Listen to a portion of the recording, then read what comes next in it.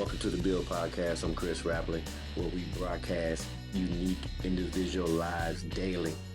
My guest in this podcast is Marlisa B. Nixon.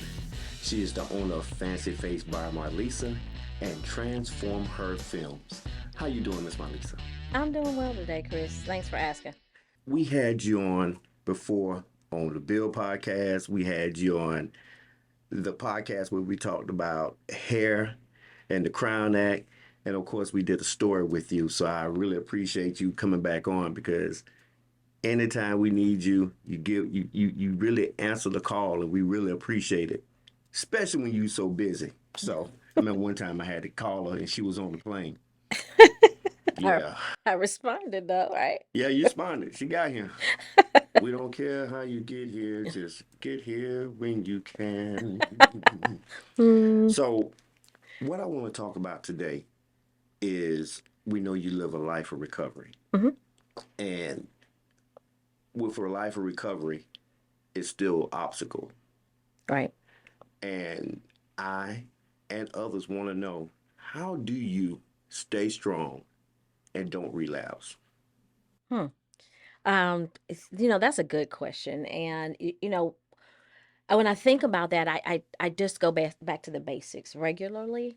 Um, you know, in recovery, life is gonna life. Life happens, it shows up in all different forms. But if I were not in recovery, I would not be able to maintain a healthier lifestyle and with my decisions and when challenges arise. One of the things is developing coping strategies, like learning what things are stressors and that cause anxiety and or that are triggers that really can lead me to a place that will cause relapse. And relapse actually happens mentally before a physical act happens.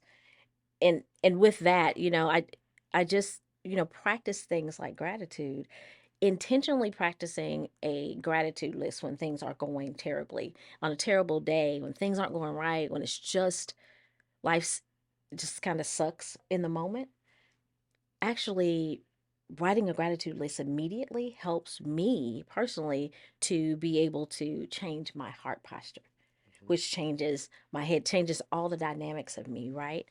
But I didn't learn that by myself. I have a sponsor, a person that is my mentor that gave me tools to hold on to. So I have this spiritual tool belt. Um, for sure connecting to the power source. And for me, my faith is the most important piece for my recovery, my connection to God and just my belief system in my spirituality. I connect into the power source daily. There's a daily meditation and devotion that happens in my life to include before I go to bed every single day. And it's just about finding the rhythm with God for me. Mm-hmm. Because terrible things have truly happened. um, Another stress reliever for me is engaging in physical activity. Now, I ain't about to run to the gym. Let me just let you know what it is. But go, But you did walk. okay, going for a brisk walk just for a few minutes helps to really de-stress and decompress and give me the opportunity to breathe. Because for me, as I've shared with my story before, coming to this area 9 years ago, I only wanted to breathe because I was underwater in my, addiction and alcoholism and all the other isms associated with that. Mm-hmm. Um, those are the things that help. And connection. Connection is key for recovery, staying connected to people that are living this lifestyle. Right. And it helps. It's really crucial, to have a good support system. Support doesn't mean family, but there's a new family for me. I don't technically have family here in Albany, Mm-hmm. but I do have family that God's blessed me with in recovery. It's almost like a tribe. I found my tribe. Right, right. Just like, my wife is living a life of recovery. Mm-hmm. And, you know, I actually, and I know some people might think, but you crazy, but I actually wear that as a badge of honor Mm. because, when me and her first met, she didn't have to say anything. Mm. She could have kept that as a secret. I wouldn't have known nothing. But when she did that, it released me to be able to share things with her that I never shared with anyone also. Mm-hmm. So I think that was a blessing in itself. Hmm. And then of course, you both of you have met, and now y'all connected, and then of Yes, I course, like you love were her. saying, it's about being able to hold each other accountable. Hey, how you doing, sis? Hey, how you doing, sis? Hey, Yeah, well, and if you see something that could potentially be a trigger, we make sure that, hey, how you doing, sis? Just checking on you. Need to hear your voice. Need to see your face. yeah, So, stuff like that is really important. And like I said, and it's helped me because it, I done been through some things, hmm, and when I see people that live a life of recovery, hmm, it it it helps me because it's like, nah, I never been down that road, but I've been down plenty of roads, right. and round corners, alleys and stuff. But Bless anyway, it. Bless it. but the thing is, when you look at that, it gives you the power to overcome, and that's what's so important. And that's why it's like when I wanted to do a follow up, I said, "Hey, I want to talk to my sister and let her, you know, tell people, hey, we all still go through things, but at That's the right. same time, you can overcome and you can stay strong." Right. And there's so much in what you just said. It was so rich what you were saying. I want to double tap on where you were talking about you having the opportunity, like by Linda Mm-hmm. being transparent. It gives permission, Mm-hmm. right, for you. It helped you to be able to let your guard down and be willing to share some things that were very important to you, but Yes. not feeling like it's okay to share. Mm-hmm. Someone told me early in my recovery when I just thought I was going to have this Pandora's box. Once I went to treatment and my life changed, I was going to put everything in that box, never to speak of it again. And in my first 2 years, somebody said, "You don't have permission to do that. Your story is not for you.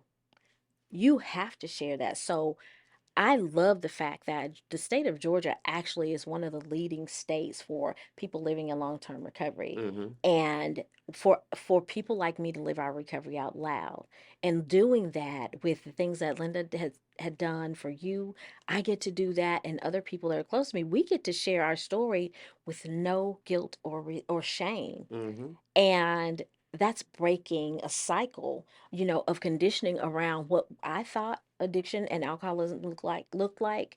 And for others to say, "Oh, I don't have to be ashamed that I was once an addict. I was Mm-hmm. once an alcoholic." No, absolutely not, because it's not about what I was, it's what I am today. Right.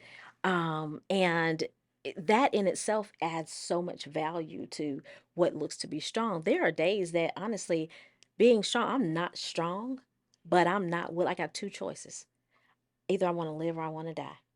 And the one decision I make could mean that I'm going to die spiritually. It Yeah. does not necessarily mean physically, but a spiritual death I'm not willing to do today.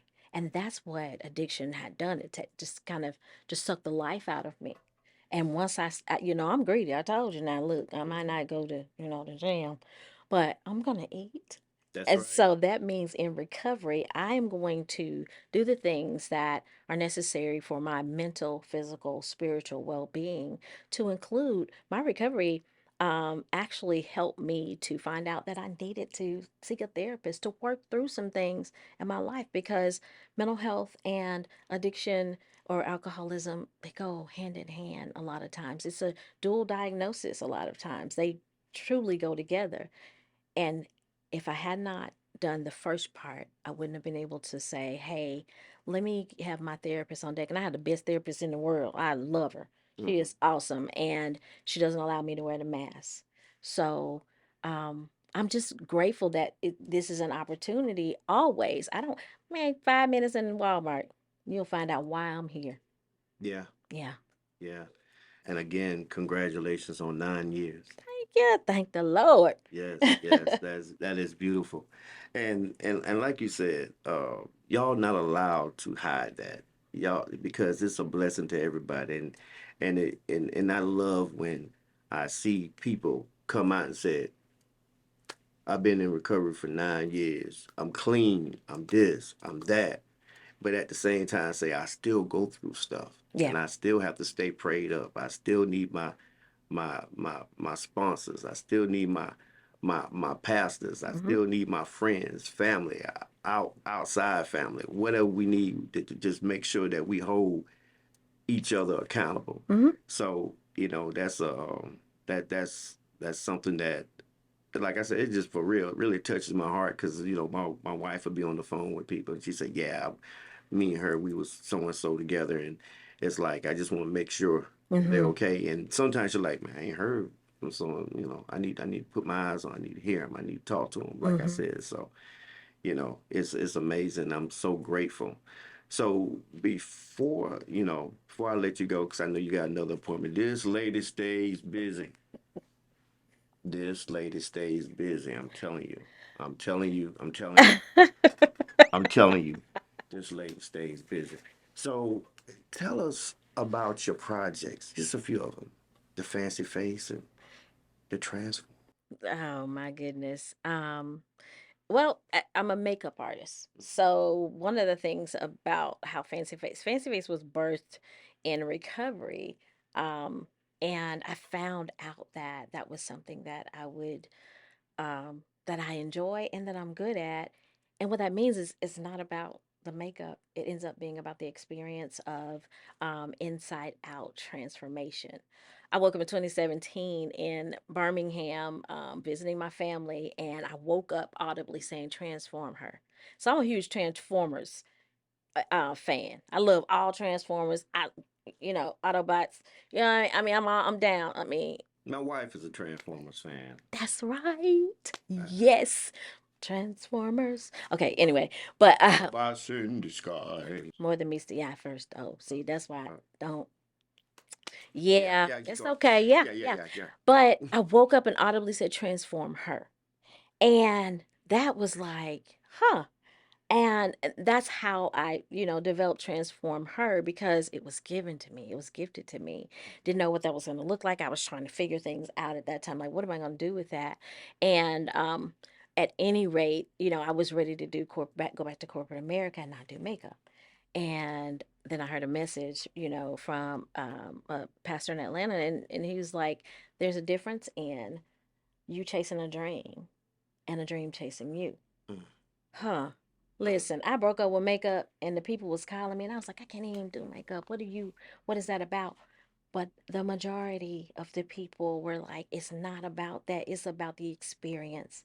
Because I didn't have permission to keep my story to myself. And it's 6 degrees of separation Mm. with everything. And I mean, while I still, I work a 9 to 5. I'm a professional. I have a professional position, Mm-hmm. but also that's my ministry, and that encompasses helping women to be able to, destigmatize what self identity looks like. Wow. It does. Wow. Yeah. Well, you know what? We appreciate you for once again coming here Mhm. and sharing your story. You Thank you. have so many stories to share, Yeah. and we are going to have many more of them on here on the Bill Podcast. I'm Chris Rapley, and we'll see you later.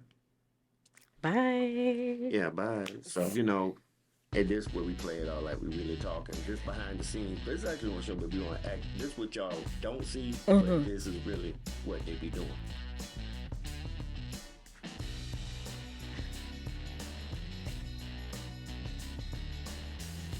See you next time.